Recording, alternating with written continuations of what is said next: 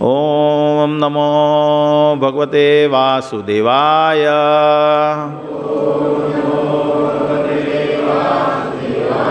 ઓમ નમો ભગવતે વાસુદેવાય.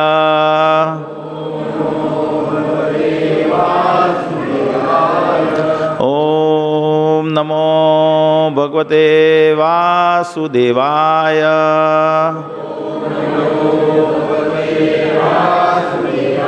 નારાયણં નમસ્કૃત્યં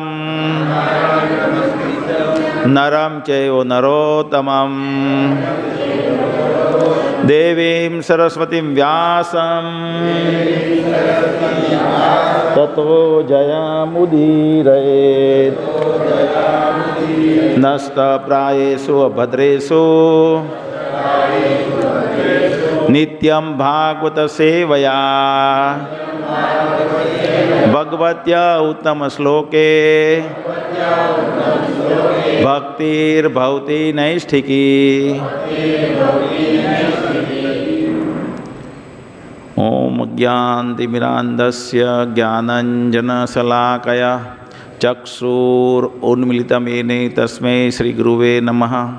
શ્રી ચૈતન્ય મનોભીષ્ટં સ્થાપિતમેન ભૂતલે સ્વયં રૂપઃ કદા મહ્યં દદાતિ સ્વપદાન્તિકં. વંદેહં શ્રીગુરો શ્રીયુતપદકમલં શ્રીગુરૂन् વૈષ્ણવાંશ્ચ શ્રીરૂપં સાગ્રજાतं સહગણ રઘુનાથાન્વિतं तं સજીવં સાવધેतं સાવધૂतं પરિજનસહિतं કૃષ્ણચૈતન્યદેવં શ્રીરાધાકૃષ્ણપાદાन् સહગણ લલિતા શ્રી વિશાખાવિતાંશ્ચ. હે કૃષ્ણ કરુણા સિંધો દીનબંધો જગત્પતે ગોપેશ ગોપિકા કાંતા રાધા કાંતા નમોસ્તુતે. તપ્ત કાંચન ગૌરાંગી રાધે વૃંદાવનેશ્વરી વૃષભાનુસુતે દેવી પ્રણમામિ હરિપ્રિયે.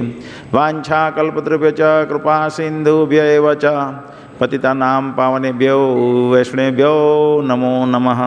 શ્રી કૃષ્ણ ચૈતન્ય પ્રભુ નિત્યાનંદ શ્રી અદ્વૈત ગદાધર શ્રીવાસાદિ ગૌર ભક્તવૃંદ. હે કૃષ્ણ હરે કૃષ્ણ કૃષ્ણ કૃષ્ણ હરે હરે હરે રામ રામ રામ હરે હરે. હરે કૃષ્ણ.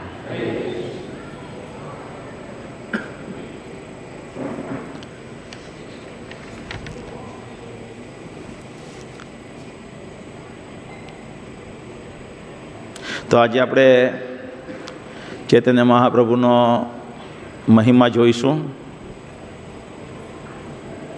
આજથી એટલે આમ તો સવારે પણ આપણે ડેઈલી જોઈશું. આધાર રાખીશું. અત્યારે બુક છે જય પતાકા સ્વામી મહારાજે બુક લખી છે ગૌરાંગ. જે ગૌરાંગ બુકમાં એમણે લગભગ 3000થી 3500 પાનાની બુક છે, 3 વોલ્યુમમાં. અને ચૈતન્ય મંગલ, ચૈતન્ય ભાગવત, ચૈતન્ય ચરિતામૃત અને બીજા બધા શાસ્ત્રોમાંથી જ્યાં પણ ચૈતન્ય મહાપ્રભુ વિશેના ઉદાહરણ તાંકવામાં આવેલા છે એ બધું એ બુકમાં સમાવિષ્ટ છે. આપણે તો એ બુક સવારે પણ કન્ટિન્યુ કરીશું. આજે પણ એમાંથી થોડું જોઈશું. તો મોટે ભાગેના લોકોને ચૈતન્ય મહાપ્રભુ કોણ છે એ લગભગ અહીંયા તો અમુક જણાને નહીં ખબર હોય. કોને કોને નથી ખબર ચૈતન્ય મહાપ્રભુ કોણ છે? હાથ ઊંચો કરે, એમાં બે ઝીઝક હાથ ઊંચો કરવાનો હોય. બધાને ખબર છે? નહીં ખબર? તો ચૈતન્ય મહાપ્રભુ જે છે એકચ્યુઅલી આપણે જોઈએ કે ભગવાન કૃષ્ણના અનેક અવતાર છે. જેમ ભાગવતના 3જા સ્કંદમાં એક વર્ણન છે કે જેમ અક્ષય પાણીનો સ્ત્રોત હોય, એમાંથી કન્ટિન્યુઅસ એક ધારું પાણી વહ્યા કરે, અવિરત પાણી વહ્યા કરે, એવી જ રીતે ભગવાન કૃષ્ણમાંથી અનેક અવતારો વહ્યા કરે કન્ટિન્યુઅસ. તો એમાંથી એ સ્વયં રૂપે અવતરિત થાય, સ્વયં પ્રગટ, સ્વયં રૂપ, એ એક ચૈતન્ય મહાપ્રભુ છે. તો પહેલાં તો એકલા કૃષ્ણ જ હતા. પછી એમણે એકો બહુસ્યાત એમના આનંદ માટે એમનો વિસ્તાર કર્યો. સૌથી પ્રથમ વિસ્તાર કોનો કર્યો?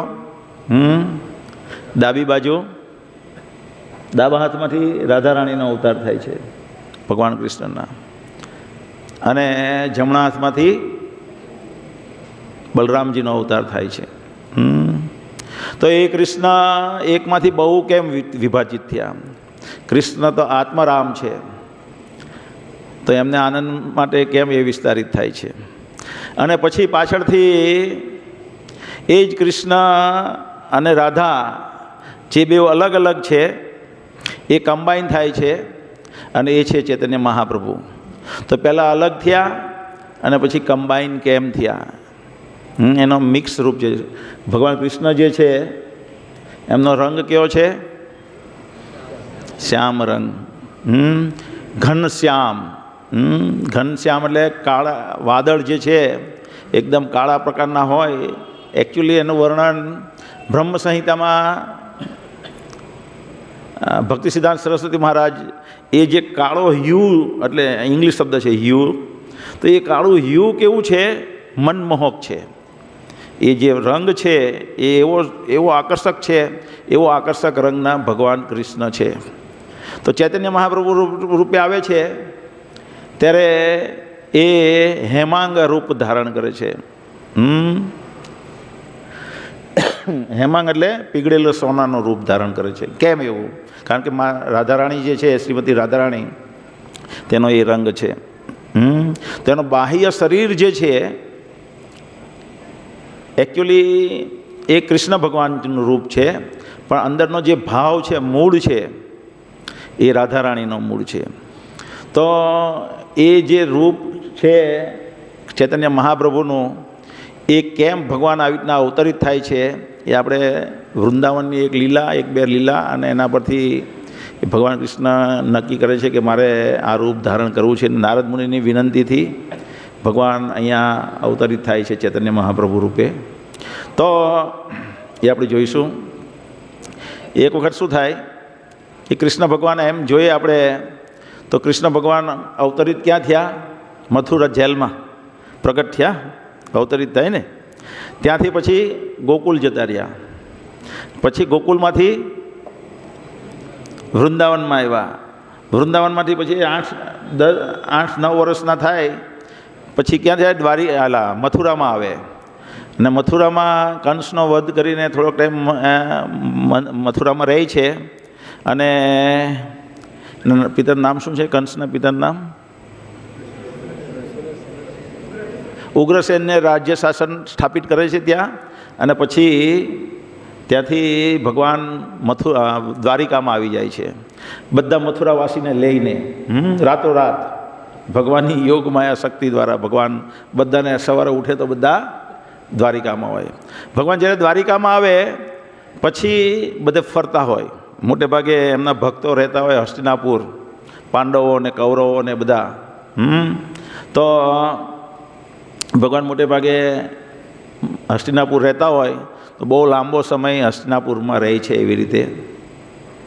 અને બહુ લાંબા સમય પછી જ્યારે એ રિટર્ન થાય છે દ્વારિકામાં, ત્યારે એમની મુખ્ય રાણી, કોનું નામ, શું નામ છે? અક્ષય, રૂકમણી.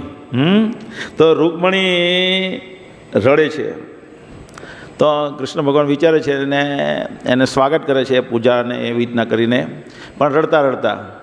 તો કૃષ્ણ ભગવાન વિચારે છે કે આ હર્ષના આંસુ છે, એમ કરીને કશું કંઈ કહેતા નથી. અને પછી એવી રીતના બધા સ્વાગત કરે એક પછી એક રાણી. પછી જોઈ કે રૂકમણી હજી પણ રોયા કરે છે. તો આપણે પણ એવું આપણે જોઈએ કે આપણે પણ ક્યાંક ગયા હોય, ફોરેન જઈએ અને ફોરેનથી પ્રથમ વખત આવે બાળક નાનું હોય ત્યારે જઈ એવું થાય ને, રડવાનું. મમ્મી પપ્પા રડે, હર્ષના આંસુ આવે. પણ એ જ મમ્મી પપ્પા 2-3 દિવસ લગીને રડ્યા કરે તો આપણને એમ થાય કંઈક અજુગતું છે. એટલે એ રૂકમણી વધારે ને વધારે રડ્યા કરતા હોય એટલે ભગવાન કૃષ્ણને એમ થાય કંઈક અજુગતું છે આમાં. એટલે રૂકમણીજીને પૂછે છે કે શું વાંધો છે તમને? કોઈ સેવક તમારા કહ્યામાં નથી? કોઈક બાળક તમને હેરાન કરે છે? મને કહે, હું તરત નિકાલ કરું. રૂકમણીજી કશું કહેતા નથી. ભગવાન પાછું પૂછે તો એ કહે કે એનું કારણ છે તમે. તો કૃષ્ણ ભગવાન આશ્ચર્યચકિત થઈ જાય કે હું કારણ છું? મારા લીધે તમે દુઃખિત છો? તે કે કેવી રીતે? તે કે એ રાધારાણી પણ જાણે છે અને બધી ગોપીઓ પણ જાણે છે, પણ તમે જાણતા નથી. તો કૃષ્ણ ભગવાનને થાય કે બધા વેદોનો સંકલન કરતા હું છું, બધું હું જાણું છું, પણ આ વસ્તુ મારા ભક્તો જાણે છે ને હું નથી જાણતો, એવું કેવી રીતના સંભવ છે? પણ વાસ્તવમાં સંભવ છે.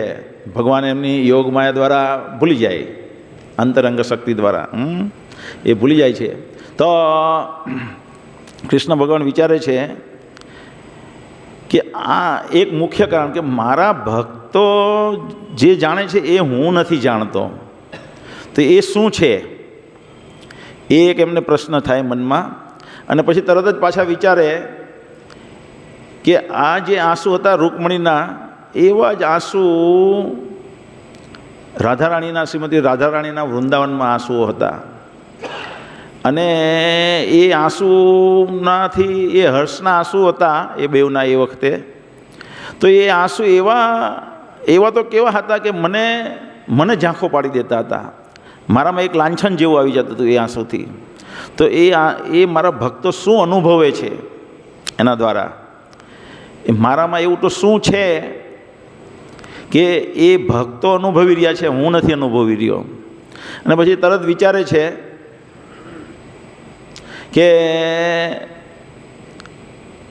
તરત જ એમના મનમાં વિચાર આવે છે કે જે વૃંદાવનના સર્વશ્રેષ્ઠ ભક્ત છે શ્રીમતી રાધારાણી, એ મારા વિશે શું અનુભવતા હશે? જો હું રાધારાણીનો ભાવ ધારણ કરું થોડાક સમય માટે, તો મને ખ્યાલ આવે કે એ મારા વિશે શું અનુભવે છે, મારા ભક્તોને મારામાં શું આનંદ છે. એ મને ત્યારે જ ખબર પડી કે જ્યારે હું ભક્તનું રૂપ ધારણ કરું તો. એટલા માટે એવું જ્યારે એ વિચારી રહ્યા હતા, ત્યાં જ નારદ મુનિ આવે. અહીંયા નારદ મુનિ આવે છે. ગૌરાંગ બુકમાં લખ્યું છે, Narad Muni visits lord Krishna in Dwarika. Narad Muni આવે છે દ્વારિકામાં, અને એમનું મુખ રૂખું રૂખું હોય છે. તો પૂછે છે કે ભાઈ તમારું આ ચહેરા પર ઉદાસીનતા કેમ છે? તો કહે કે એનું કારણ તમે છો. તો વિચારે છે આજનો દિવસ કેવો છે. જ્યારે નારદ મુનિ આવે ત્યારે બધા એનો આગતા સ્વાગતા કરે, કૃષ્ણ ભગવાન બી સ્વાગતા કરે. જેવી રીતના કૃષ્ણ ભગવાનનું સ્વાગત કર્યું હોય રૂકમણીજીએ, એવી રીતના નારદ મુનિને સ્વાગત કરે છે. અને ગુરુ આસન હોય તે ગુરુ આસન બિછાડે, ગુરુ આસન પર બેસાડે છે અને પાદ પ્રસ્ખલન કરે છે, કારણ કે કૃષ્ણ ભગવાન પણ એમને ગુરુ માને છે. તો એ વિચારે છે કે આજનો દિવસ એવો કેવો છે કે બધામાંથી ઉદાસ છે.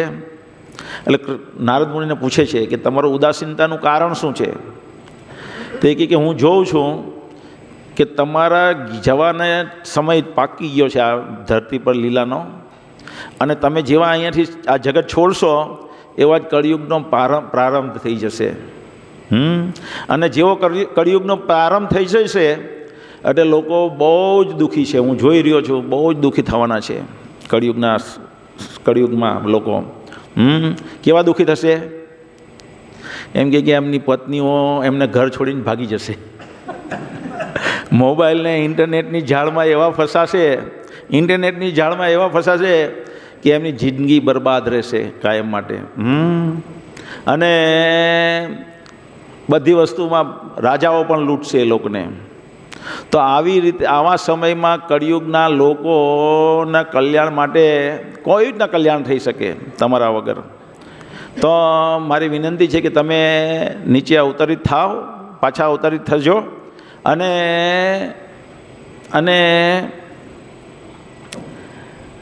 અને કળિયુગના લોકોનું કલ્યાણ કરજો. તો ભગવાન કૃષ્ણ કહે છે જેવું તમે ઈચ્છો એવું થશે, પણ તમે જાઓ અને દેવતાઓને કહો કે તેઓ પણ મારી સાથે આ લીલામાં અવતરિત થવા નવદ્વીપમાં અવતાર ધારણ કરે. એ સમયે એટલે નારદ મુનિ જાય છે ત્યાં. તો બધા અલગ અલગ જે ભગવાનના આપણે જોઈએ છીએ અલગ અલગ અવતાર થયા. જેમ કે આ પંચતત્વ છે, તો પંચતત્વમાં ભગવાન કૃષ્ણ છે, બાજુમાં નિત્યાનંદ પ્રભુ છે, સ્વયં બલરામજી, અદ્વૈત આચાર્ય છે, ગદાધર પંડિત છે, પછી શ્રીવાસ છે, એ બધા અવતરિત થાય છે. એવી રીતના સ્વરૂપ દામોદરજી પ્રગટ થાય છે. વિદ્યાપતિ એનું નામ છે વિદ્યાચલ, હે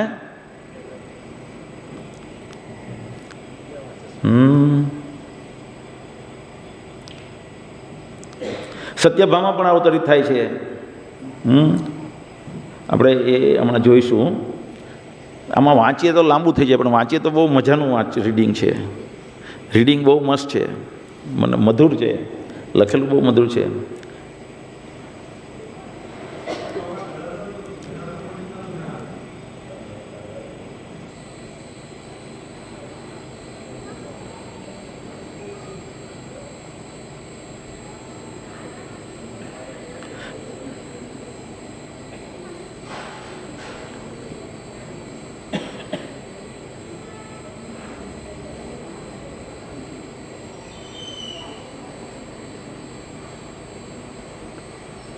પછી એટલે બધા અલગ અલગ પ્લેનેટ પર જાય છે નારદજી. અને પછી જગન્નાથ બલદેવ અને સુભદ્રા પાસે જાય છે. અને એ જગન્નાથ બલદેવ સુભદ્રાજી એમને જણાવે છે કે તમે બ્રહ્મલોકમાં જાઓ, ત્યાં બ્રહ્માજીને તમે વિનંતી કરો, તે પણ અવતરિત થાય. એટલે એ હરિદાસ ઠાકુર તરીકે અવતરિત થાય છે. પછી Narad Muni went to Shvetadvipa in Golok Vrindavan. જ્યાં પછી શ્વેતદ્વીપ એટલે ગોલોક વૃંદાવનમાં જાય છે, ત્યાં ચૈતન્ય મહાપ્રભુને જોઈ છે, એટલે ગોલોકમાં જાય છે. અને ત્યાં અભિષેક થઈ રહેલો હોય છે ભગવાન ચૈતન્ય મહાપ્રભુનો. બધા ભક્તો એને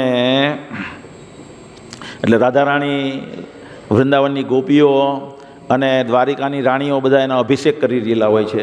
અને એ કૃષ્ણ ભગવાનને પૂછે છે ચૈતન્ય મહાપ્રભુ કે તમારે અહીંયા આવવાનું કારણ? તો કે શું થયું દ્વારિકામાં એમને જણાવે છે. ને એમ કે હવે તમારે અવતરવાનો સમય થઈ ગયો છે, તો તમે અવતરવાના છો? તો કે હા, હું અવતરિત થઈશ કળિયુગના પ્રથમ ભાગમાં. અને બધી ગોપીઓને ને બધી જે બી ત્યાં બધા રાધારાણી હોય, પછી બધી દ્વારિકાની રાણી હોય, કે તમે પણ બધા મારી સાથે અવતરવા તૈયાર છો? તો બધા કહે કે હા, અમે પણ અવતરીશું અલગ અલગ રૂપે. તો એવી રીતના બધા અવતરવાનું નક્કી કરે છે. અને પછી નારદ મુનિ આગળ જાય છે ને નારદ મુનિ કહે છે કે આઈ એમ concern that you are leaving the earth planet as a Krishna and Kalyug will begin.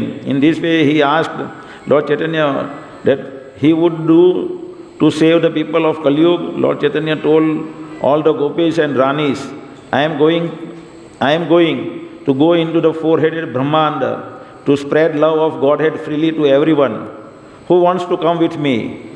એટલે કે હું ચતુર્મુખી બ્રહ્માજીના બ્રહ્માંડમાં હું અવતરિત થવાનો છું, ચૈતન્ય મહાપ્રભુ કહે છે બધા ગોપીઓને ને રાધારાણીને. કોણ મારી સાથે આવવા તૈયાર છે? કોણ ના પાડી શકે?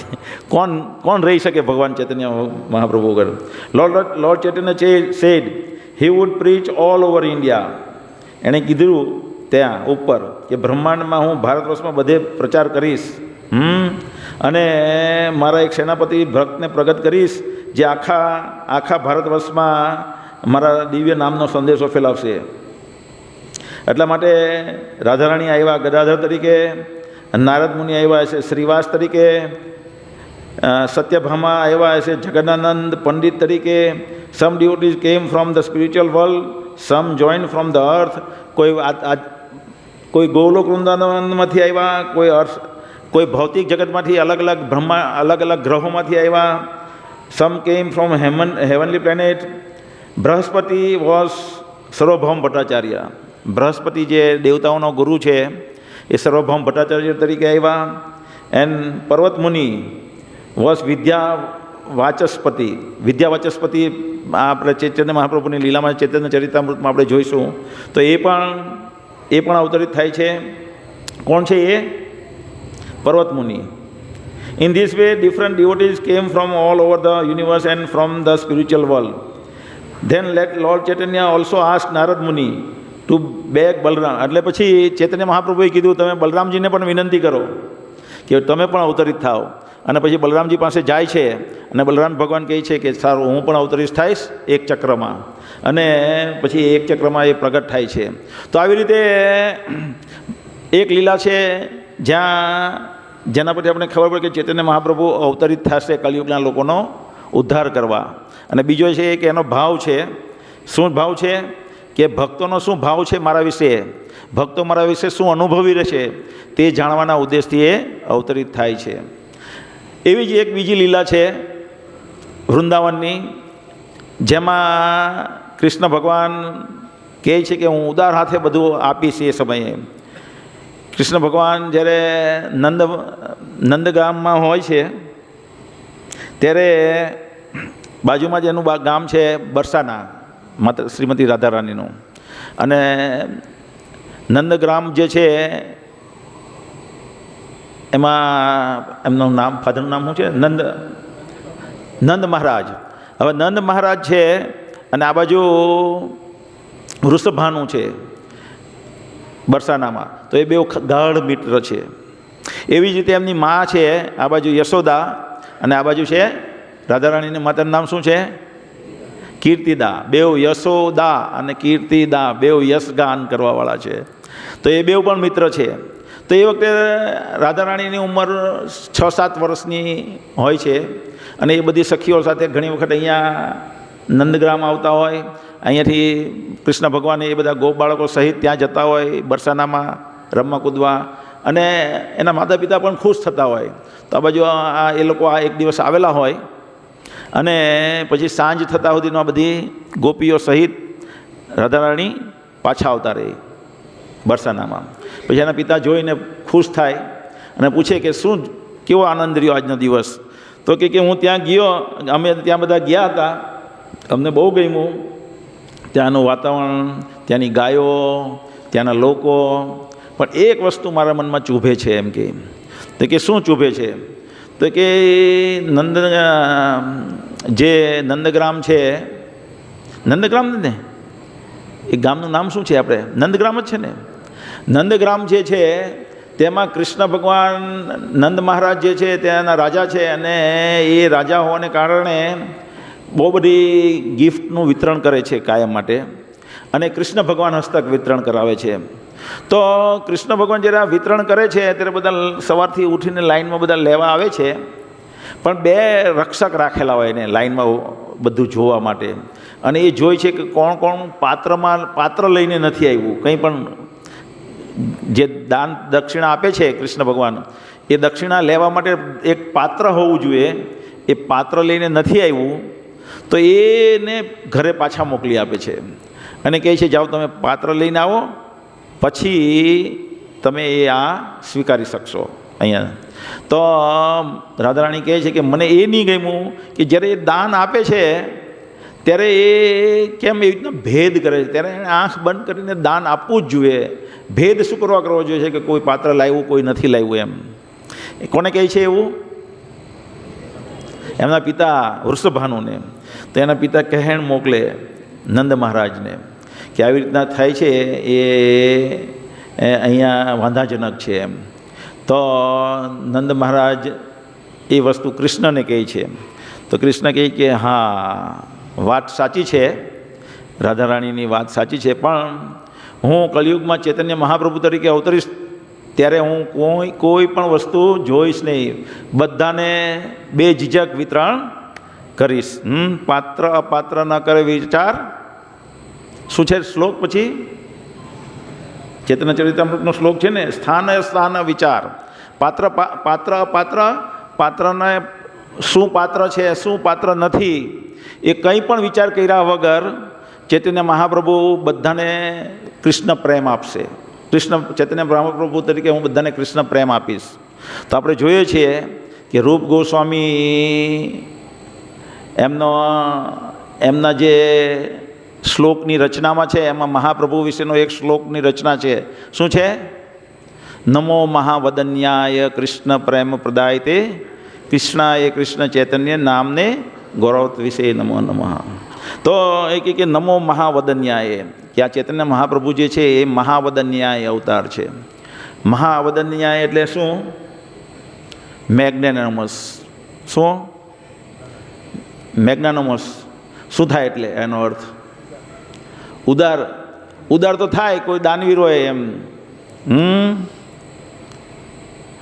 જેમ કે કોઈ વ્યક્તિ બહુ રૂપિયાવાળો હોય અને એની પાસે કોઈ માંગવા આવે તો એ દયાવશ કે ઉદારવતાવશ કોઈને પણ જનરસ સ્થિતિ કહેવાય એને, કે એ કોઈને પણ કહે કે સારું જાઓ તમે આ લઈ જાઓ, બરાબર છે, એને જનરસ કહેવાય.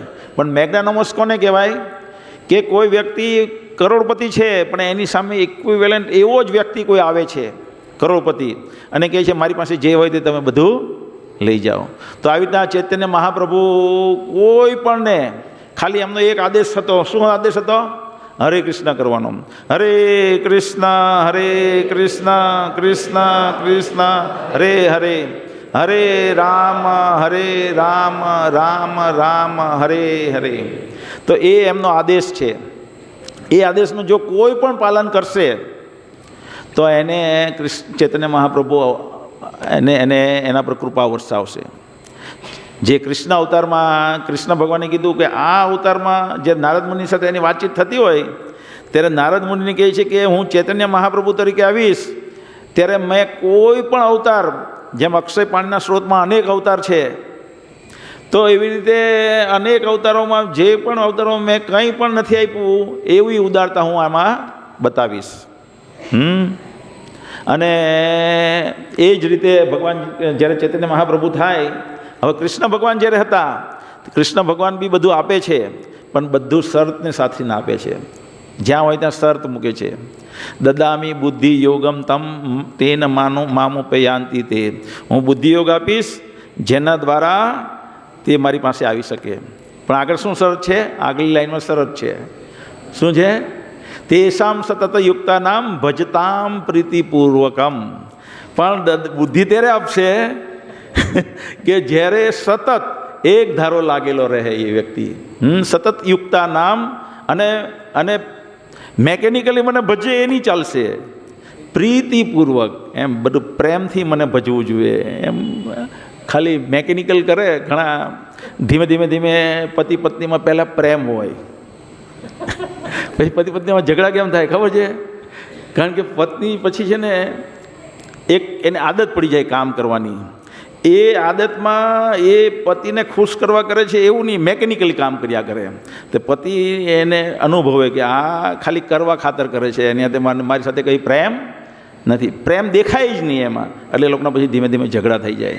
તો એવી રીતના ભગવાન કૃષ્ણ કહે છે કે સતત પ્રીતિપૂર્વક મને જે લાગેલો હશે મારી ભજનમાં તેને હું આપું. ભગવાન કહે હું તને બધા પાપમાંથી મુક્ત કરીશ, તમારા બધા લોકોને પાપમાંથી મુક્ત કરીશ. શરત શું છે? સર્વધર્મન પરિત્યજ્ય મામ એકમ શરણમ વ્રજ.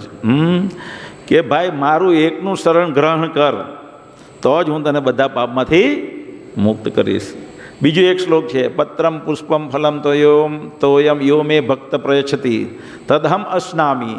કોઈ મને પત્ર પુષ્પ ફળ અર્પણ કરે તો હું એ સ્વીકારું છું, પણ ભક્તિ ઉપહતામ, કે ભક્તિ દ્વારા જો મને કોઈ આપે તો હું સ્વીકારું છું, નકર નહીં સ્વીકારતો. તો ચૈતન્ય મહાપ્રભુ કોઈ પણ વ્યક્તિ આવે જેવી રીતના યાચના કરે છે કૃષ્ણદાસ કવિરાજ મહારાજ. શ્લોક છે, કૃષ્ણદાસ કવિરાજ મહારાજ જ્યારે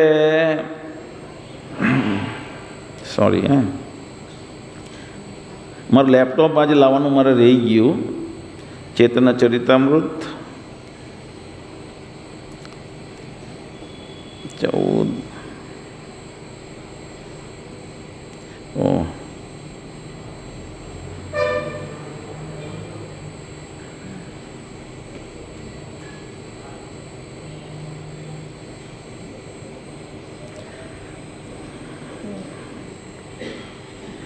આ ચૈતન્ય ચરિતામૃતમાં ચૈતન્ય મહાપ્રભુનો જે જન્મની લીલાનું વર્ણન કરવાનું થાય તે પહેલાં કૃષ્ણદાસ કવિરાજ મહારાજે ચૈતન્ય મહાપ્રભુ વિશે પ્રાર્થના કરે છે. શું કરે છે?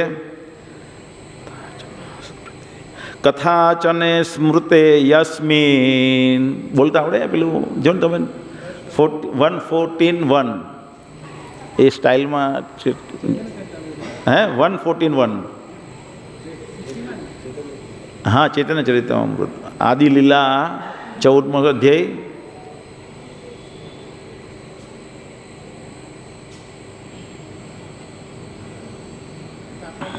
હે તેવું છે બોલો જો કથા ચેન સ્મૃતે યસ્મિન દુષ્કુરમ સુકુરમ ભવેત વિસ્મૃતે વિપરીતમ સ્યાત શ્રી ચૈતન્યમ નમામિતમ. Things that are very difficult to do becomes easy to execute if one somehow or other simply remember Lord Chaitanya Mahaprabhu. તો બહુ બધી ભારી વસ્તુ હોઈ શકે આ જગતમાં. કોઈ પણ કાર્ય કરવું બહુ ભારી લાગે આપણને. પ્રવચન આપવું ભારી લાગી શકે, ભક્તિમાં આવવું, મંદિરે આવવું ભારી લાગી શકે આપણને. ઘણી વખત આળસને લીધે, ઘણી વખત બીજા અનર્થોને લીધે મંદિરે આવવું પણ ભારી લાગી શકે. તો એવી રીતે ભક્તિના જે બધા અલગ અલગ અંગો છે એ અપનાવવા આપણને ભારી લાગી શકે છે. પણ જો એ ખાલી ભક્ત કૃષ્ણ ચૈતન્ય મહાપ્રભુનું જો અવતરણ સ્મરણ કરશે તો એ સરળ થઈ જશે. હું કહી but if one does not remember him even easy things becomes very difficult. જો એક ચૈતન્ય મહાપ્રભુને સ્મરણ નહીં કરશે તો બહુ સરળ છે. અમુક ભક્તો માટે સરળ છે અહીંયા આવું, પણ એના માટે પણ અહીંયા આવું ભારી થઈ જશે જો એ ચૈતન્ય મહાપ્રભુને હરેક સ્ટેપમાં એ સ્મરણ નહીં કરશે તો. To this lord Chaitanya Mahaprabhu I offer my respect obeisances. તો આવા ચૈતન્ય મહાપ્રભુને હું મારા પ્રણામ કરું છું. કોણ ગાય છે? કૃષ્ણદાસ કવિરાજ મહારાજ. જ્યારે એની બાળ લીલાઓનું વર્ણન કરવાના હોય છે ત્યારે આ એનું સ્મરણ કરીને પછી આગળ લખવાનું. એટલે કેમ આવી રીતના સ્મરણ કરે છે? કારણ કે એમને બાળ લીલા લખવી છે ચૈતન્ય મહાપ્રભુની. તો એ બાળ લીલા જે લખવી એ કોઈ આસાન કામ નથી, પણ એ કૃષ્ણ ચૈતન્ય મહાપ્રભુનું સ્મરણ કરે છે જેથી કરીને એ લીલાઓ લખવાનું કાર્ય આસાન થઈ જાય. પ્રભુપાદામાં તાત્પર્યમાં લખે છે કે સાયન્ટિસ્ટ લોકોને આટલી સરળ વાત સમજમાં નથી આવતી કે જીવનમાંથી જીવન આવે છે. આમાં તાત્પર્યમાં લખે છે જીવનમાંથી જીવન આવે છે એટલી સામાન્ય વાત છે. કોઈ પણ વ્યક્તિ એકદમ કોમન સેન્સ વાપરે તો પણ એને ખબર પડી જાય, પણ કારણ કે એ લોકો ચૈતન્ય મહાપ્રભુને જાણતા નથી અને ચૈતન્ય મહાપ્રભુ શું છે એ ખબર નથી, એટલા માટે એટલી સરળ વાત છે એ લોકોને ભારી લાગે છે અને એટલે એ લોકો કહે છે કે જીવન પદાર્થમાંથી આવે છે. આમાં જો બહુ મસ્ત લખેલું છે.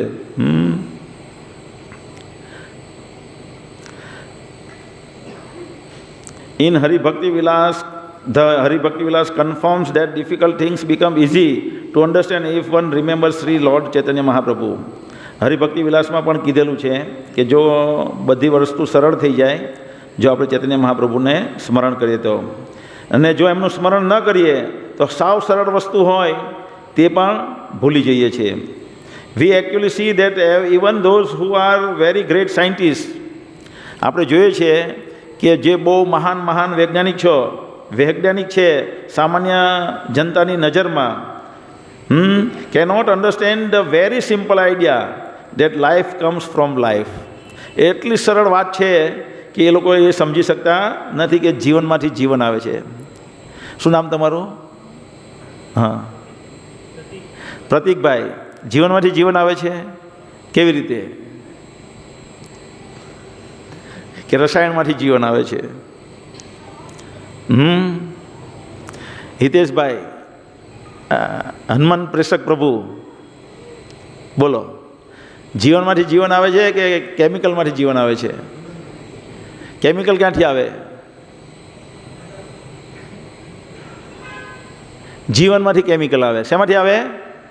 જીવનમાંથી કેમિકલ. પ્રભુપાદ ઉદાહરણ આપે છે, સેવું ઉદાહરણ આપે છે. કોઈ સ્મોલ બુક વાંચી હોય તો ખબર હશે બધાને કે લીંબુ જે છે, લીંબુમાં કેટલો પ્રકારનો સાઇટ્રિક એસિડ આવે છે, કેટલો બધો સાઇટ્રિક એસિડ આવે છે. એ સાઇટ્રિક એસિડ શેમાંથી આવે છે? કે લીંબુમાંથી આવે છે.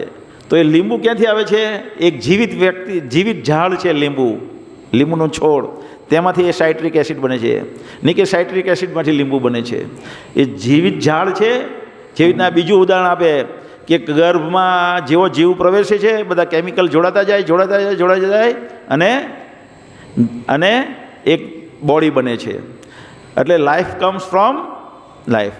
કે બ્રહ્માજીથી નારદ આવ્યા, નારદજી બીજા આવ્યા, એ ઉત્તનપાદ આવ્યા, ઉત્તનપાદમાંથી ધ્રુવ મહારાજ આવ્યા, ધ્રુવ મહારાજમાંથી બધા અલગ આવ્યા. એટલે હમણાં 2-3 દિવસ પહેલાં કોઈ આપણા ઇસ્કોન નવસારી ગ્રુપમાં આખો વંશવેલો મોકલેલો હતો. તો કેમાંથી બધા આવ્યા? જીવનમાંથી બધા જીવન આવ્યું, એનું વર્ણન છે. તો એ વંશવેલો તમે જોઈ શકો છો એમાં. તો જીવનમાંથી જીવન આવે છે, પણ આટલી સરળ વાત એ લોકો સમજી શકતા નથી. કેમ? Very simple idea that life comes from life because they do not have the mercy of Chaitanya Mahaprabhu. કારણ કે એમને પર ભગવાન ચૈતન્ય મહાપ્રભુની કૃપા. They defend the false understanding that life comes from matter. એ લોકોની જ વાતને હંમેશા ડિફેન્ડ કરે છે કે જીવનમાંથી પદાર્થમાંથી જીવન આવે છે. Although they cannot prove that this is the fact. એ લોકો સાબિત નથી કરી શકતા કે પદાર્થમાંથી જીવન આવે, તો પણ એ વાતને નકારવા તૈયાર થતા નથી. કેમ? કારણ કે ચૈતન્ય મહાપ્રભુની કૃપા નથી. તો ચૈતન્ય મહાપ્રભુની કૃપા મેળવીએ આપણે, તો આ પ્રાર્થના આપણે સ્વીકારી લેવી જોઈએ, મોડે કરી લેવી જોઈએ. કથાચન સમૃત યસ્મિન દુષ્કુરમ સુકુરમ ભવેત. દુષ્કર જે બહુ અતિ ભારી છે, દુષ્કર છે, તે સુકરમ થઈ જાય, એકદમ સરળ થઈ જાય. ભવેત વિસ્મૃતે વિપરીતામ સ્યાત શ્રી ચૈતન્યમ નમામિતમ. વિપરીતમ એટલે જે, જો પહેલાં લખેલું વિસ્મૃતે એટલે કે જો ભગવાન કૃષ્ણ ચૈતન્ય મહાપ્રભુને જો ભૂલી જાય તો જે ભારી વસ્તુ જે સરળ થઈ જાય છે, એ સરળ વસ્તુ ભારી થઈ જાય છે. તો આ આપણે હંમેશા સ્મરણ રાખવું જોઈએ. એટલા માટે આપણે આખું અઠવાડિયું નહીં, પણ કાયમ માટે આ 3555 પાનાની લીલા છે, આપણે રોજ એને વાંચવી કન્ટિન્યુ રાખીશું. અહીંયા 8-10 દિવસ ચાલુ રહે, પછી ઘરે કાયમ માટે શરૂ રાખીશું. તો તમે જુઓ, તો એ ચૈતન્ય મહાપ્રભુ અહીંયા આવે છે. બાહ્ય રૂપ છે કૃષ્ણનું, પણ મૂળ છે રાધારાણીનો. ભક્તો કેવા દયાળુ હોય છે તે જુઓ તમે. વૃંદાવનની એક લીલાનું ઉદાહરણ આપે છે આ બુકમાં. શું ઉદાહરણ આપે છે? કે એક વૃંદાવનમાં એક ફૂલ હોય, ઝાડ હોય, એમાં એક ફૂલ હોય બેસેલું. બધી વસ્તુ જીવિત છે ને વૃંદાવનમાં. તે ફૂલ બહુ સુંદર નથી દેખાતું, અને એની અંદરથી બહુ સરસ સુગંધ પણ નથી આવતી.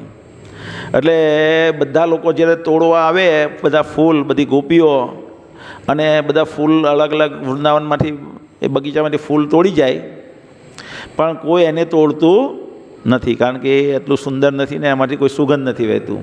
એટલે બહુ હતાશા અનુભવતું હોય, પણ એ મનમાં વિચારે કે મારા શરીરની જે પાંખડીઓ છે એ બહુ મુલાયમ છે, તો હું એવી કંઈક યોજના ઘડું જેથી હું કૃષ્ણ ભગવાનના ચરણમાં આવી જાઉં.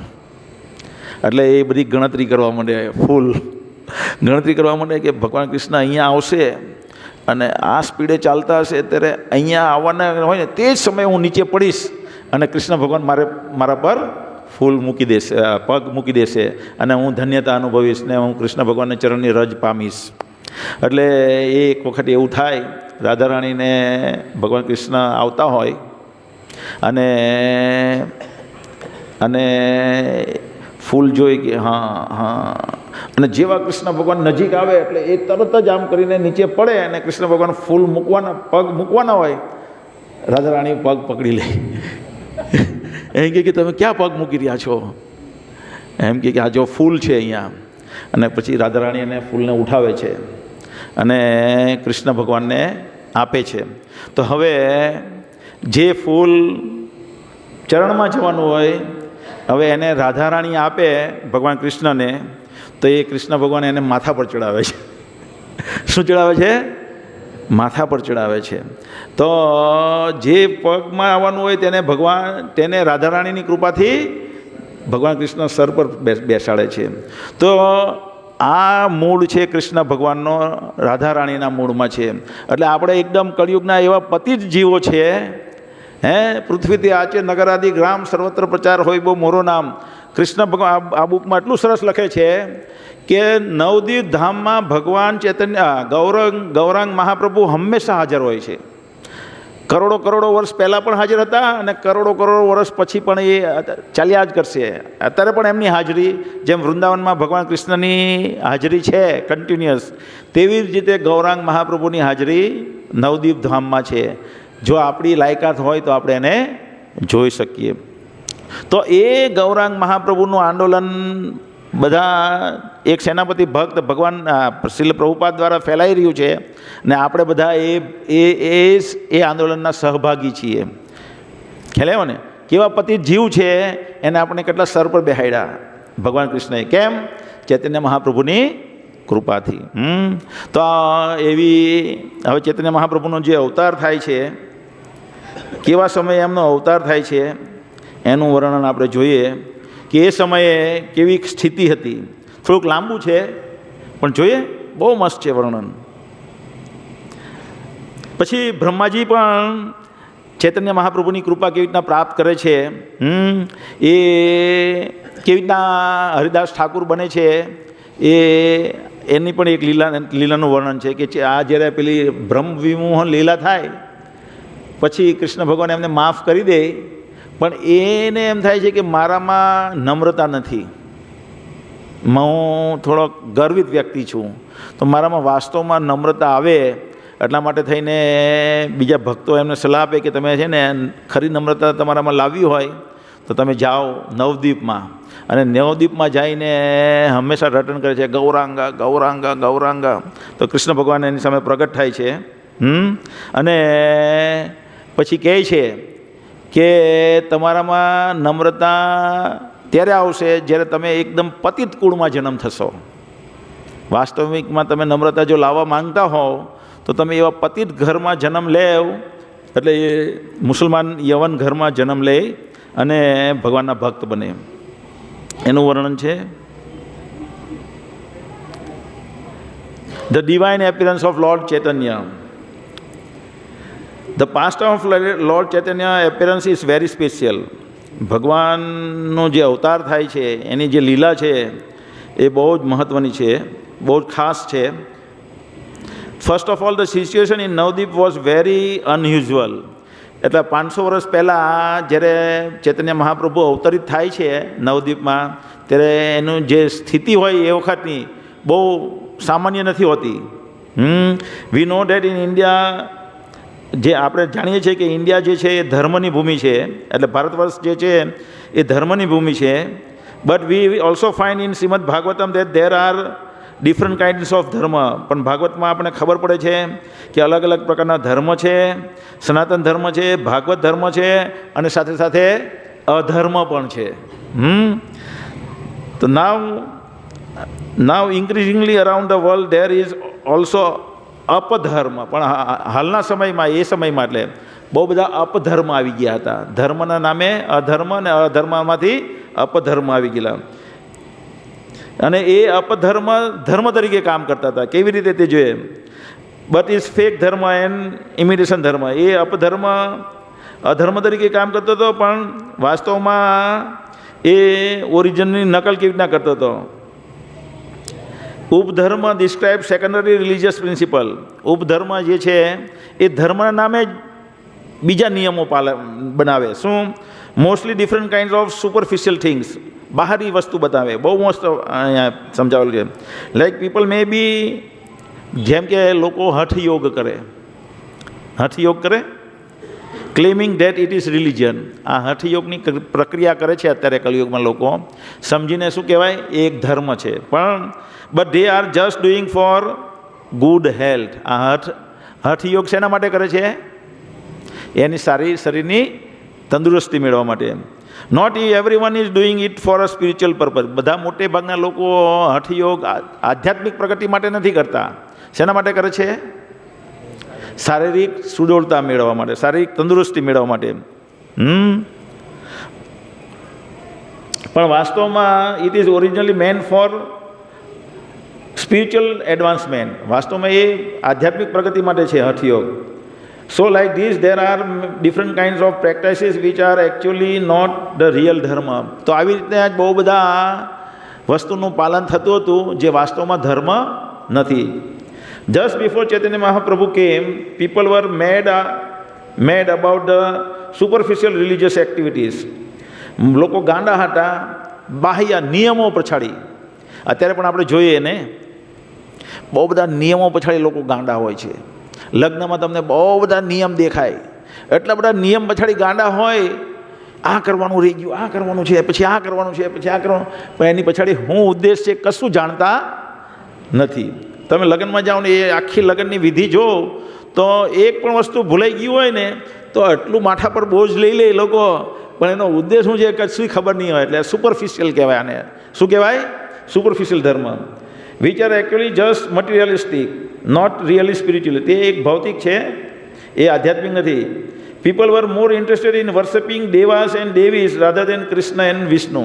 તો એ વખતે પણ બધા લોકો દેવી દેવતાને ભજવામાં બહુ રચ્યા પચ્યા રહેતા હતા, કૃષ્ણ અને વિષ્ણુને છોડીને. હવે બહુ મસ્ત એક્ઝામ્પલ છે, 3-4 example. People would marry their daughter with big festivals. લોકો પોતાના એ સમયમાં લગ્ન કરવા, આપણે અત્યારે પણ એવું જ જોઈએ છે કે એમની દીકરીના લગ્ન હોય તો બહુ મોટો ઉત્સવ હોય એવી રીતના લગ્ન કરાવે. And that was considered like a very big religious ceremony. તો લગ્ન જે છે એ એક ધાર્મિક ક્રિયા છે. Right or wrong Shivabhai? હે? ધાર્મિક ક્રિયા છે, એ એક યજ્ઞ છે. લગ્ન સંસ્કાર કહેવાય. શું કહેવાય?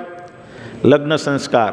તો એ લગ્ન સંસ્કારમાં યજ્ઞ થાય અને યજ્ઞમાંથી ફળ ઉત્પન્ન થવાનું છે, આગળ જતાં બાળક ઉત્પન્ન થશે અને એ જગતમાં મંગલકારી વાતાવરણ બનાવશે. એટલા માટે એ ધાર્મિક વિધિ છે લગ્ન સંસ્કાર. એ of course marriage is an important ceremony but it is not the highest principle of spiritual life. પણ એ આધ્યાત્મિક વસ્તુની એક સર્વોચ્ચ વસ્તુ નથી. એકચ્યુઅલી સર્વોચ્ચ વસ્તુ પણ છે.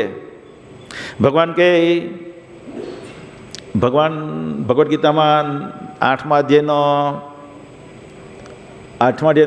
અને 7મા અધ્યાયનો 11મો શ્લોક 7મા અધ્યાયનો, બલમ બલવતામ ચાહમ કામ રાગ વિવર્જિતમ ધર્મ વિરુદ્ધ ભૂતેશુ કામોસ્મી ભર્તૃષભ. કોઈ વ્યક્તિ ખાલી પુત્ર ઉત્પન્ન કર્યા કરે ભગવાનની પ્રસન્નતા માટે. કારણ કે ભગવાને મૂક્યું ને, ભગવાનને પુત્ર ઉત્પન્ન કરવાનું કાર્ય ભગવાને મૂક્યું છે અને એ કાર્યને કોઈ ફોલો કરે તો ભગવાનના ધામમાં જાય. ખાલી પુત્ર ઉત્પન્ન કરવા પણ એટલા માટે પોતાના આનંદ માટે નહીં, પણ ભગવાનને પ્રસન્ન કરવા છે એ ઉદ્દેશથી બાળક પેદા કરે. 1 2 3 4 5 10 15 20 50 100 એ ભગવાનને પ્રિય થઈ જાય, ભગવાનના ધામમાં જાય.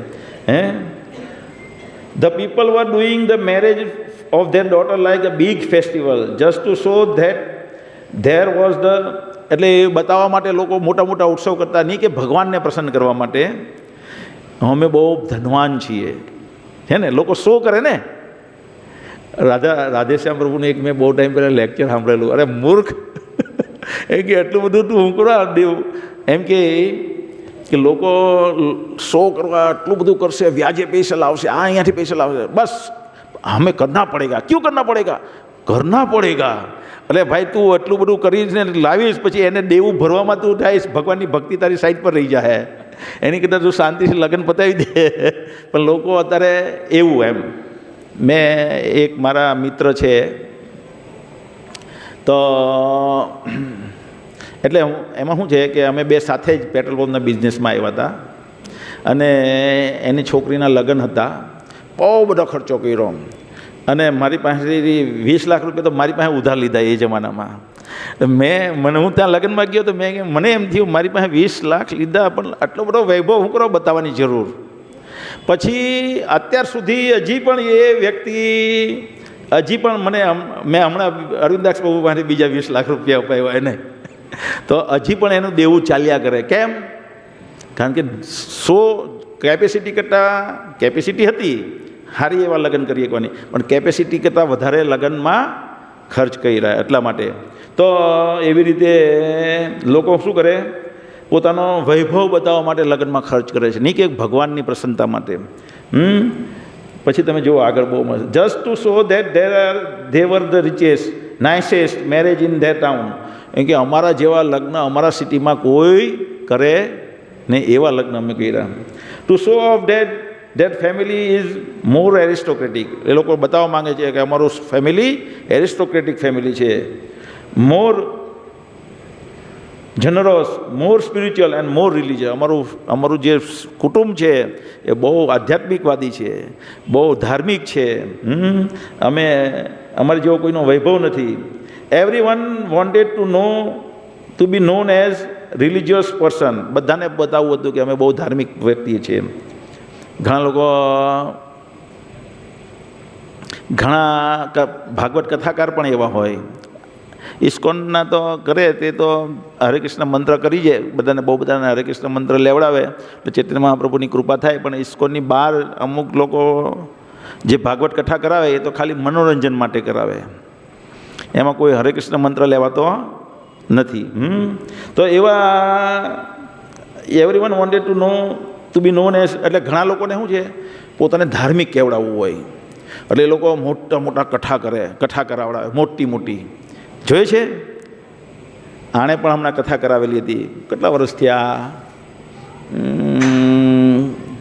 આ રમેશભાઈ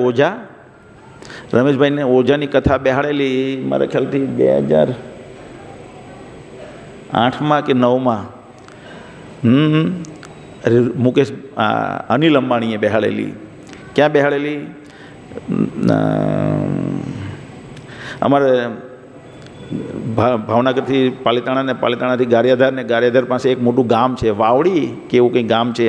એમાં એ વખતે નરેન્દ્ર મોદી મુખ્યમંત્રી હતા, અને એમણે પણ એ સૌરાષ્ટ્રમાં પોતાની વર્ચસ્વ બનાવવા માટે કંઈ એ ગામમાં કંઈ મોટું બનાવેલું, ગૌશાળા કે એવું કંઈક બનાવડાવેલું, અને એના માટે થઈને ત્યાં કથા બેહાડાવેલી. તો મોટો વૈભવ, એમ જબરજસ્ત વૈભવ, આટલી સરસ કથા, એટલે આટલી સરસ કથા એટલે આટલું સરસ વાતાવરણ કથાનું બનાવેલું એ લોકોએ, એમ જબરજસ્ત.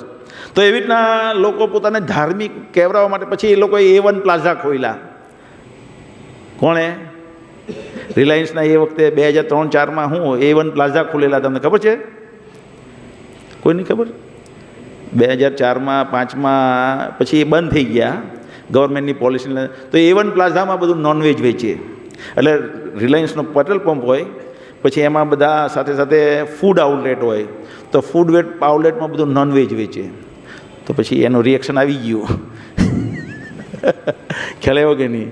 તો પોતાને ધાર્મિક કહેવડાવવા માટે લોકો શું નહીં કરે એમ. તો એવી રીતના ચાલતું હોય. પછી એવું થાય, if another person held a bigger wedding and the first person had no more daughters, he would marry Shiva અને પાર્વતી મૂર્તિસ. પછી એવું થતું હતું કે જો કોઈ વ્યક્તિ એની છોકરીની એણે જે લગ્ન કરાવ્યા એની કરતાં બીજો મોટો વૈભવશાળી લગ્ન કરે, અને હવે આની પાસે બીજી છોકરી નહીં હોય લગ્ન કરાવવા માટે, તો એ શું કરે? શિવ અને પાર્વતીના લગ્ન કરાવડાવે, અને એમાં મોટો પોતાનો વૈભવ બતાવે. ખ્યાલ આવે છે ને? પછી એવું નહીં હોય તો શું થાય? જો then someone else said, you defeated me now I will do. હવે તમે મારા છોકરીના લગ્ન કરાવેલા, એની કરતાં શિવા પાર્વતીના લગ્ન મોટા કરાવ્યા, હવે હું તમને એનાથી મોટા લગ્ન કરીને બતાવીશ. અને પછી એ કહી, now I will do in a bigger way. You are doing Shiva Parvati, I will do something now new that has never been done before. હવે હું એવું કરીશ કે જે આની પૂર્વે કદી કરવામાં આવ્યું નહીં હતું. I will marry male and female dog. એટલે હું કૂતરો અને કૂતરીના લગ્ન કરાવીશ. તો એ સમયમાં કૂતરો અને કૂતરીના લગ્ન થતા હતા ચૈતન્ય મહાપ્રભુના આવ્યા પહેલાં. ધેન અનધર પર્સન ડિસાઇડેડ કે પછી વ્યક્તિ વિચારે કે આના લગ્ન કરાવ્યા તો પેલી બીજો વ્યક્તિ આવે તે કે મારે આનથી મોટા લગ્ન કરાવવા છે. એટલે એ શું કરે, બિલાડી અને બિલાડાના લગ્ન કરાવે. Then another person decided he must marry a male and female cat. અને આવી રીતના ચાલતું હતું એ જમાનામાં. જ્યારે ચૈતન્ય મહાપ્રભુ અવતરિત થવાના હતા તે પહેલાં ભારતમાં આવી સ્થિતિ હતી. તમે વિચારો, ચૈતન્ય મહાપ્રભુનું આંદોલન, ચૈતન્ય મહાપ્રભુ આ અત્યારે કલિયુગમાં, આપણે જે કલિયુગમાં છીએ એમાં ચૈતન્ય મહાપ્રભુ નહીં આવ્યા હોતે તો આપણે પણ આવા જ પ્યાદા હોતે, આ જ વિચારધારાના પ્યાદા હોતે. Right or wrong? અને એ પ્રભુપાદે નહીં ફેલાવ્યું હોતે તો આપણે 100% એ લાઈનમાં હોતે. All the Vaishnavas were saying what is this all. બધા વૈષ્ણવો વિચારી રહ્યા હતા એ સમયમાં, જોડાક બચેલા વૈષ્ણવો, કે આ બધું શું ચાલી રહ્યું છે આ જગતમાં અત્યારે. What does this have to do with religion or spiritual life. આ બધું આવું ચાલી રહ્યું છે એની અત્યારે ધાર્મિક જીવનને, આધ્યાત્મિક જીવનને શું લાગે વળગે. People were just doing big pujas to get material benefit. લોકોને ભૌતિક લાભ માટે લોકો મોટી મોટી પૂજાઓ કરતા હતા. Hardly anyone was worshipping Vishnu. કોઈ પણ વ્યક્તિ, જૂજ લોકો વિષ્ણુને ભજતા હતા. And no one was chanting the holy names. In fact they were saying that chanting would destroy the power of holy name. એ લોકો ભગવાનનું પવિત્ર નામનું ઉચ્ચારણ નહીં કરતા હતા અને વિચારતા હતા કે પવિત્ર નામનું ઉચ્ચારણ કરવાથી પવિત્ર નામની હું લખેલું છે એનું બેઠું one chanting the holy names. In fact they were saying that chanting would destroy the power. એટલે કે પવિત્ર નામનો જે શક્તિ છે એ ક્ષીણ થઈ જાય આપણે જો આવી રીતના પવિત્ર નામ લઈએ તો. એટલે એ લોકો જ્યારે ગંગામાં સ્નાન કરે ત્યારે જ પવિત્ર નામ ભગવાનનું લેતા, બાકી સમયમાં ભગવાનનું નામ લેતા નહીં. એવું વિચારતા કે આ લેવાથી ભગવાનનું પવિત્ર નામની શક્તિ ક્ષીણ થઈ જાય. ઉપર એક minute. The only time they were allowed to chant was while bathing in Gangas. People were saying that Ganga is pure and otherwise in any impure state it's not appropriate to chant. અને લોકો વિચારતા હતા કે ગંગા એક પવિત્ર છે તો ગંગા પવિત્ર નદીમાં આપણે નામ લઈ શકાય, બાકીના અપવિત્ર સ્થળે આપણે એનું નામ લઈ શકીએ નહીં. In some way, in so many ways the material atmosphere in Navdeep was increasing. તો બહુ બધા નવદીપમાં એ સમયમાં બધાને ખબર છે ને નવદીપ ક્યાં આવ્યું, નવદીપ શું છે એમ કોને ખબર છે? નવદીપ હું નવદીપ બોલ્યા કરું. નવદીપ વિશે કોણે નથી સાંભળ્યું? હે, કોણે તમારામાંથી તમે નથી સાંભળ્યું? અશ્વિનભાઈ, બીજા કોણે? હા, તો નવદીપ એ છે ને જ્યાં ચૈતન્ય મહાપ્રભુનો આજથી 500 વર્ષ પહેલાં જન્મ થયો હતો. તે જેવી રીતના વૃંદાવનમાં ભગવાન કૃષ્ણ અવતરિત થાય છે અને કળિયુગના પ્રભાવને લીધે વૃંદાવન ધીમે ધીમે સંકોચાઈ રહ્યું છે. જેવી રીતના ગોવર્ધન પર્વત રોજ સંકોચાઈ રહ્યો છે તેવી રીતના વૃંદાવન પણ ધીમે ધીમે સંકોચાઈ રહ્યું છે અને સમયના વહેણની સાથે વૃંદાવન નાશ પામશે. અને નવદીપ જે છે એ કલકત્તાથી 4 કિલોમીટર એટલે 150 કિલોમીટર દૂર આવ્યું. નવદીપ ઉત્તર પૂર્વમાં, કલકત્તાથી ઉત્તર પૂર્વમાં નવદીપ આવ્યું છે. એ એમનો ભાગ છે. માયાપુર પણ થાય છે. નવદ્વીપ, 9 અલગ અલગ દ્વીપ છે ત્યાં. ને ભગવાનની અલગ અલગ લીલાઓ છે અલગ અલગ દ્વીપમાં. તો એ ત્યાં ભગવાન કૃષ્ણ ચૈતન્ય મહાપ્રભુનો અવતાર થાય છે અને જેમ જેમ કળિયુગનો પ્રભાવ વધતો જશે તેમ તેમ નવદીપ ફેલાતું જશે. આપણે જોઈએ છીએ કે પ્રભુપાદના સમયમાં એ વખતે બી નવદીપમાં થોડી ભક્તિ સિદ્ધાંત મઠ છે. પછી પ્રભુપાદના પ્રચારથી ત્યાં ચંદ્રોદય મંદિર બન્યું. ધીમે ધીમે વિસ્તાર થયો. અત્યારે શ્યામસુંદરી માતાજી ત્યાં ગયા છે તો એમ કે અંદર મંદિરમાં ઊભો રહેવાની જગ્યા નથી. મંદિરમાં તમારે બહાર જ ઊભું રહેવું પડે, કારણ કે અંદર પ્રવેશી શકાય જ નહીં. અંદર ઠસોઠસ પેક છે, એટલે બહાર ઊભા રહીને આરતી, મંગળ આરતી કરવી પડે રોજ સવારે 4:30. સવારે 4:30 આરતીમાં બહાર ઊભું રહેવું પડે મંદિરની, જ્યાં 1000-2000 લોકો આ સમાઈ શકે એટલી તો કેપેસિટી ખરી જ ને ત્યાં. આ બાજુ ચૈતન્ય મહાપ્રભુનું પંચતત્વ ને પેલી બાજુ રાધા માધવનું મંદિર, તો એ બે ઊંડનું થઈને તો 1000 લોકો નહીં હમાતા હોય અંદર. બે બાજુ થઈને 500 તો હમાઈ જાય ને, 1000-2000 લોકો હમાઈ જાય. તો એનાથી પણ વધારે લોકો મંગળ આરતીમાં આવે અને એ લોકો મંદિરની અંદર પ્રવેશી શકતા નથી, એટલી ભીડ છે. ખ્યાલ આવે ને? એટલા માટે ત્યાં આખું ટેમ્પલ ઓફ વેદિક પ્લેનેટોરિયમ બનાવ્યું, જેમાં એક સાથે 10,000 લોકો મંગળ આરતી એટેન્ડ કરી શકે. તો વિસ્તાર થઈ રહ્યો છે ને. આપણે જોઈએ છે કલિયુગના પ્રભાવને લીધે જેમ જેમ જે શાસ્ત્રોમાં વાત કીધી છે કે માયાપુર ફેલાશે અને ફેલાઈ રહ્યું છે. તો એ નવદીપ છે જ્યાં ચૈતન્ય મહાપ્રભુ પ્રગટ થયા હતા. And although the superficial it was very religious, it was really 0 point.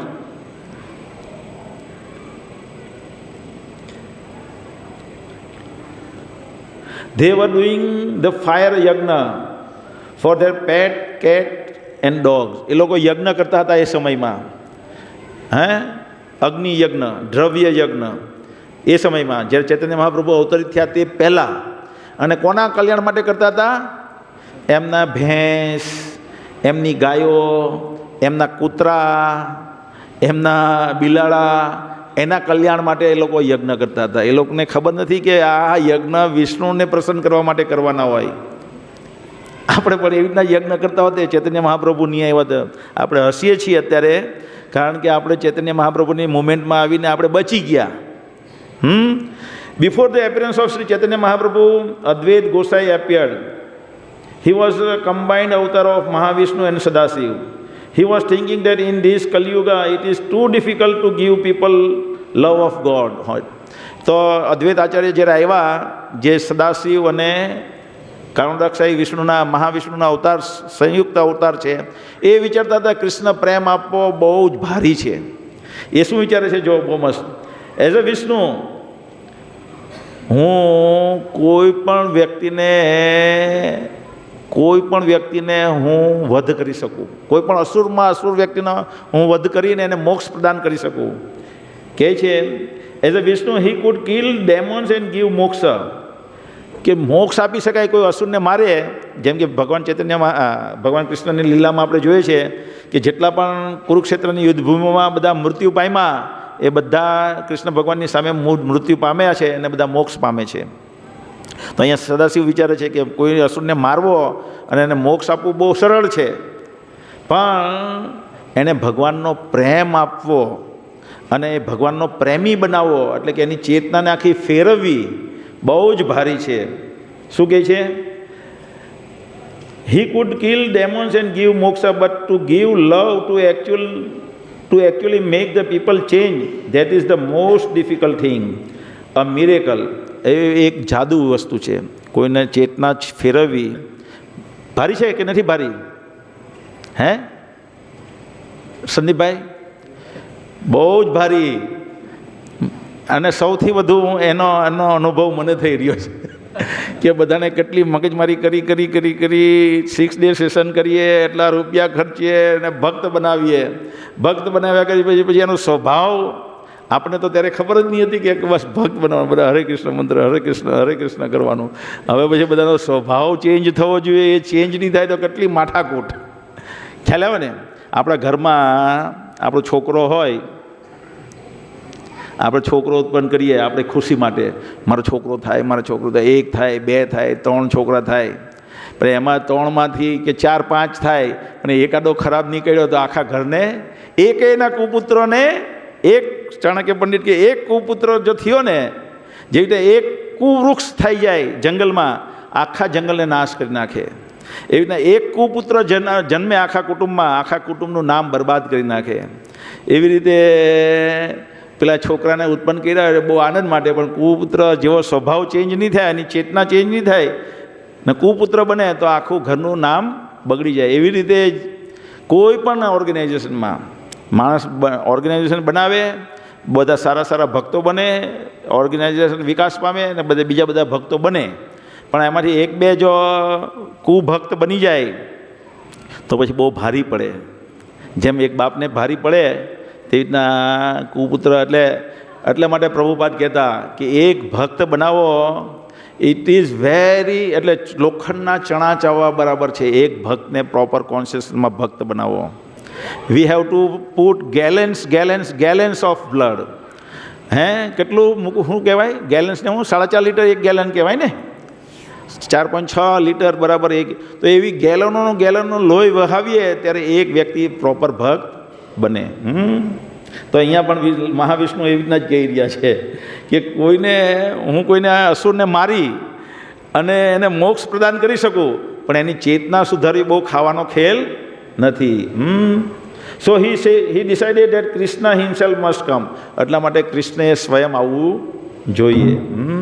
Because only Krishna can give out his own love. So Advaita started to loudly shout, હે કૃષ્ણ, હે કૃષ્ણ. એટલા માટે અદ્વૈત આચાર્ય આવ્યા, જે સદાશિવ અને મહાવિષ્ણુનો અવતાર હતા, એ કૃષ્ણ કૃષ્ણ એવી રીતના ભગવાનનો અવાજ પોકારવા માંડ્યા. And he worship the Shaligram Sheila with Ganges water and tulsi. He fasted, he prayed, he loudly shouted, Lord, please come down. If my name is Advait, which means none different, then let my name become true. અને એ કહેતા હતા મારું નામ અદ્વૈત છે તો મારું નામ સાબિત થાય એ રીતે તમે આવો, કૃપા કરીને આવો. આવી જ રીતે એક બીજી લીલા છે ચૈતન્ય મહાપ્રભુને, આના પરથી મને યાદ આવી. 2 મિનિટમાં કહી દઉં, લાંબી છે પણ 2 જ મિનિટમાં કહી દઉં. ચૈતન્ય મહાપ્રભુને ત્યાં જ્યારે કૃષ્ણ ભગવાનનો અવતાર થાય ત્યારે એનું નામ રાખેલું વિશ્વંભર. પછી બધી સ્ત્રીઓ કહે કે નહીં આને આટલું બધું લાંબુ નથી રાખવાનું, નામ નિમાય રાખો, નીમના પેડની નીચે જન્મ થયો છે. તો બધા નિમાય કરતા હોય. એક દિવસ બ્રાહ્મણ આવે, પહેલાંના જમાનામાં આવી રીતના કોઈ બ્રાહ્મણ આવે તો આપણે બી આમાં હમણાં ઘણા જઈએ, ખબર છે ને, હમણાં આપણે ફરવા જઈએ તો કે ભાઈ અમે બહારનું ખાતા નથી, અમે ભગવાન પહેલાં અમારું પોતાનું જાતે રાંધીએ, પછી ભગવાનને ભોગ લગાવીએ, પછી ખાઈએ. એવી રીતના કરીએ. એટલે કોઈના ઘરમાં આપણે કહીએ કે અમને તમારા વાડામાં જગ્યા આપો. જેવી રીતે હમણાં આપણે પેલી પરિક્રમા ગયા, પેલા યાત્રા ગયા દિવાળી પર, પછી અમે હમણાં કાશ્મીર કાર લઈને ફરવા ગયા તો રસોડું સાથે લઈને ગયા હતા. તો એવી રીતના કોઈની પાસે જગ્યા માંગીએ. અને ભારતમાં એવી કલ્ચર છે કે લોકો કહે કે સારું ધાર્મિક વૃત્તિ તમે કરો. તો એવી રીતના વિશ્વંભર આનું નામ શું છે? નહીં એના પિતાનું નામ જગન્નાથ મિશ્રા.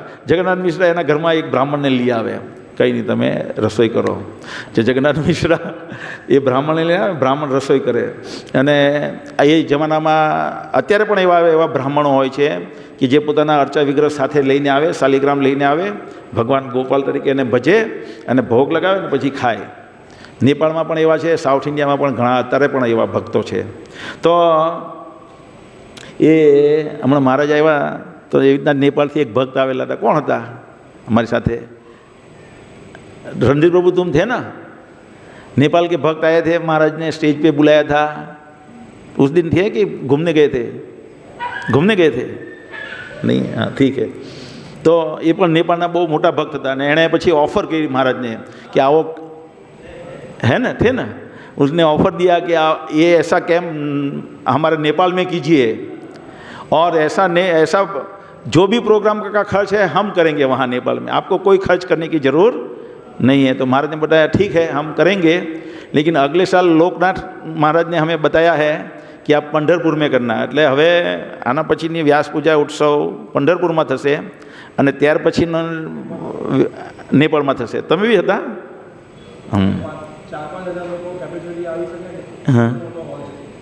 8-10 હજાર કેપેસિટીવાળો હોલ છે એમ કીધું એણે. કંઈ નહીં, પણ આપણે તો 4-5 હજાર જ છીએ આપણે લોકો. એમ કે બધો ખર્ચ અમે ઉપાડશું.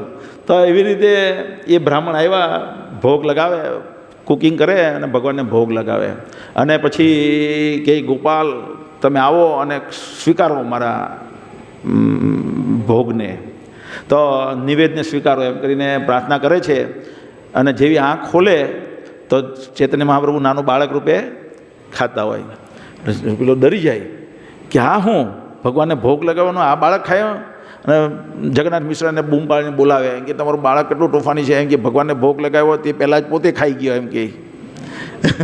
અને જગન્નાથ મિશ્રા એને સમજાવે કે ભૂલ થઈ ગઈ અને મારથી એક બ્રાહ્મણને ભૂખા ઘરેથી મોકલીશ તો પાછો મને અપરાધ લાગશે, એટલે કે કૃપા કરીને તમે પાછી કુકિંગ કરો. હવે હું મારા બાળકને એક રૂમમાં પૂરી દઉં છું અને તાળું મારીને બહાર 2 માણસને રાખું છું, જેથી કરીને એ પાછો બહાર આવે ને પેલો પાછો કુકિંગ કરે અને ભગવાનને ભોગ લગાવે. અને ભોગ લગાવીને ગોપાલ કૃપા કરીને આવો અને મારો નૈવેદ્ય સ્વીકારો. અને આંખ ખોલે તો પાછો ચૈતન્ય મહાપ્રભુ નાના બાળક રૂપે નિમાય પ્રસાદ ખાતો, એ જે ભોગ લગાવેલો એ ખાવા માંડ્યો. એટલે આ વખતે બહુ ગરમ થઈ જાય, બહુ ગરમ થઈ જાય. અને જગન્નાથ મિશ્રાને કે હું જાઉં જ છું.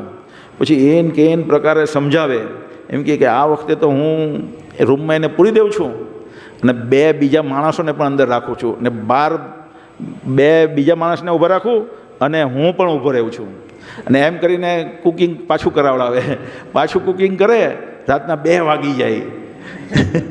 અને એ પહેલાં જેણે કીધું કે આજે તો હું પણ ભૂખો છું, પણ મારા ગોપાલ ભગવાન પણ ભૂખા રહેવાના તમારા લીધે, તમારા ઘરમાં આવીને. કે આજે બરાબર ધ્યાન રાખવું. પાછો ભગવાનને ભોગ લગાવે અને નિવેદ લગાવે એટલે બોલે ભગવાન ગોપાલ આવો, કૃપા કરીને નિવેદ સ્વીકારો. અને ચૈતન્ય પાછો આંખ ખોલે તો ચૈતન્ય મહાપ્રભુ ખાતા હોય. એટલે પેલું રોડવા માંડ્યા, અરે મૂર્ખ. એટલે એમ કે એવા ભાવમાં ભગવાન કૃષ્ણ કહે કે તું મને બોલાવે છે અને હું આવું છું, હું ઊંઘમાંથી મારે આવવું પડે છે અહીંયા. તને ખબર નથી પડતી, તું મને બોલાવી રહ્યો છે. પછી એનું નાનું બાળક તરીકે કૃષ્ણનું રૂપ ધારણ કરીને એને બતાવે કે હું જ કૃષ્ણ છું. એટલે અચરજ પામી જાય. નહીં, હા, બીજી વખત કેવી રીતના માને, બીજી વખત માનતા જ નહીં હોય, પણ જ્યારે બીજી વખત કુકિંગ માટે, ત્રીજી વખત કુકિંગ માટે એટલે તૈયાર થાય કે ચૈતન્ય મહાપ્રભુના મોટા ભાઈ છે, એનું નામ શું છે? વિશ્વરૂપ ના? હા, વિશ્વરૂપ. વિશ્વરૂપ આવે ને એનું તેજ બહુ હોય, એટલે એ તેજ જોઈને એ પ્રભાવિત થઈ જાય બ્રાહ્મણ. તો કે આ કોના છોકરા છે? તે એ કે આ નિમાઈના મોટા ભાઈ છે. એટલે એના પ્રભાવને લીધે ત્રીજી વખત રાંધવા તૈયાર થાય. ત્રીજી વખત રાંધવા થઈ જાય ત્યારે ભગવાન કૃષ્ણ એને ચૈતન્યનું તો બાપરે એમ કે જગન્નાથ મિશ્રા તો બહુ જ ભાગ્યશાળી વ્યક્તિ છે. એમ કે ભગવાન સ્વયં એમના ઘરમાં છે. પણ એ ચૈતન્ય મહાપ્રભુ કહે કે આ તે જોઈ લીધું, હવે તારે કોઈને કહેવાનું નથી કે હું સ્વયં કૃષ્ણ છું. કેમ એવી રીતના કહે છે? કારણ કે એ ભક્ત રૂપે આવ્યા છે. એ બધાને બતાવવાની ના પાડે છે કે હું કૃષ્ણ છું. તો એવી રીતના અનેક લીલાઓ છે ભગવાન કૃષ્ણની. આપણે આવતા શુક્રવારે ચૈતન્ય મહાપ્રભુનો જન્મદિવસ છે. આપણે બધા ભાગ્યશાળી છે કે આ ચૈતન્ય મહાપ્રભુનું નામ લેવાથી કંઈ પણ ભારી ચીજ હલકી થઈ જાય છે, અને એને સ્મરણ નહીં કરીએ તો હલકી ચીજ ભારી થઈ જાય છે. તો આવતા શુક્રવારે આપણે આ લીલા વધારે જોઈશું આગળ. હરે કૃષ્ણ. શ્રી ચૈતન્ય મહાપ્રભુ કી જય. નિતાય ગૌર પ્રેમાનંદે. આપણે નિતાય ગૌર પ્રેમાનંદે બોલીએ, પણ એક ચક્રમાં જે ગૌર નિતાય, હા, ગૌર નિતાય જે બોલીએ તો ગૌર નિતાય નહીં બોલવાનું, ત્યાં જાય તો નિતાય જ પહેલું બોલવાનું એક ચક્રમાં. નિતાય ગૌર. હરે કૃષ્ણ.